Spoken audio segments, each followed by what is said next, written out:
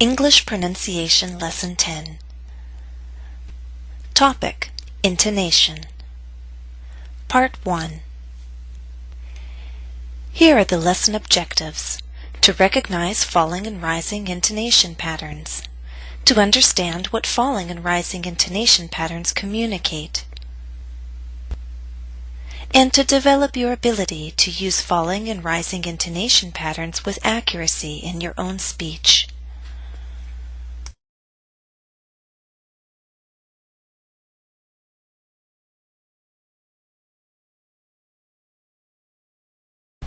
In this lesson, we're going to study intonation. Intonation helps create the music of a language. Just as in music there are high notes and low notes and notes in the middle, when we speak there are high notes and low notes and notes in the middle. If we didn't have intonation, our voice would sound like this. It would be very flat and it would be very strange, wouldn't it? With intonation, you can understand speakers' feelings. You can understand their attitudes. You can understand if they're asking you a question or if they're done speaking and you can say something in response. In short, intonation is necessary in communication. You need to understand it so that people can communicate to you, and you need to be able to use intonation so that you can communicate back to them.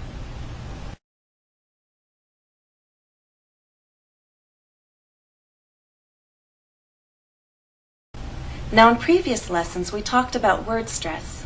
And in stressing a word, I explained that it was necessary to make a syllable louder, longer, and at a higher pitch. So you may be wondering right now, what's the difference? Before, we were talking about making our voice go higher in a word, and now we're also talking about making our voice go high or keeping it low. Well, word stress is exactly that, stress within a word.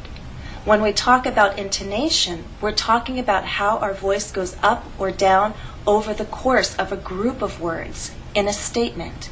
So intonation is a long line of melody. It's where a voice will go up or it will go down over the course of a statement.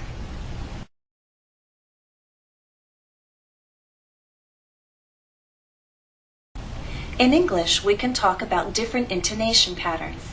In this lesson, we're going to focus on the two most basic patterns, falling intonation and rising intonation.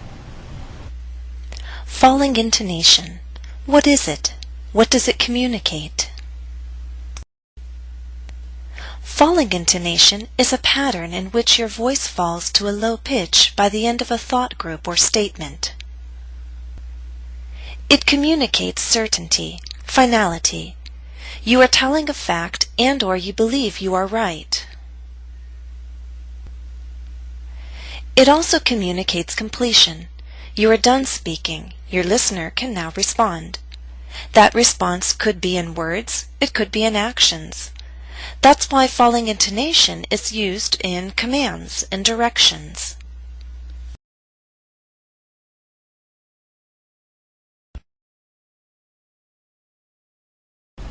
Let me give you an example of falling intonation. Eric builds flutes. He began building flutes after college. He has one flute of his very own. Now we said intonation is a line of melody. In this example, we have 3 lines of melody. Let me show you.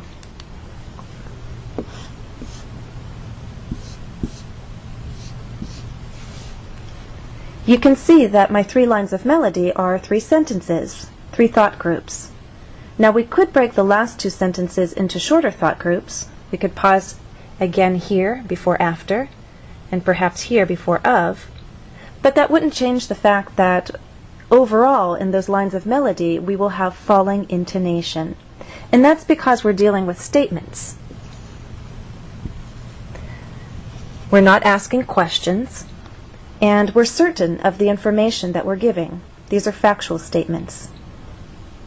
Now, if we have falling intonation, where exactly does our voice begin to fall? When we spoke of thought groups, we talked about the last content word receiving the most stress.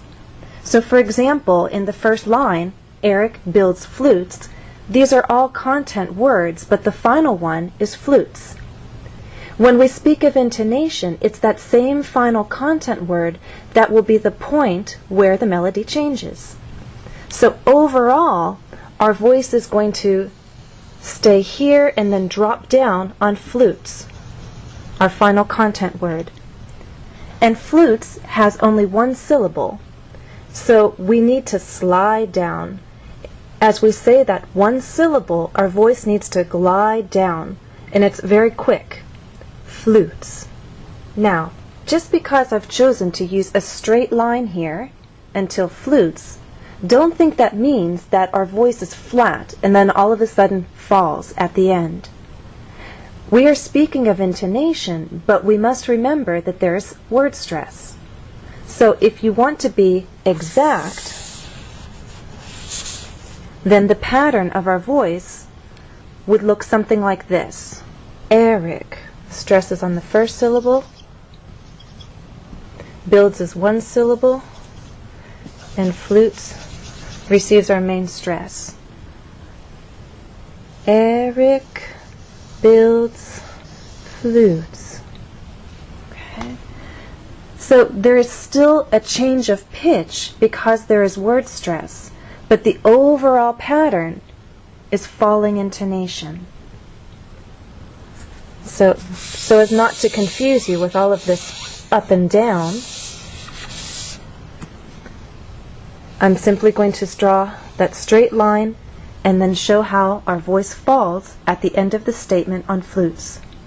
Now in the second sentence, our final content word is college.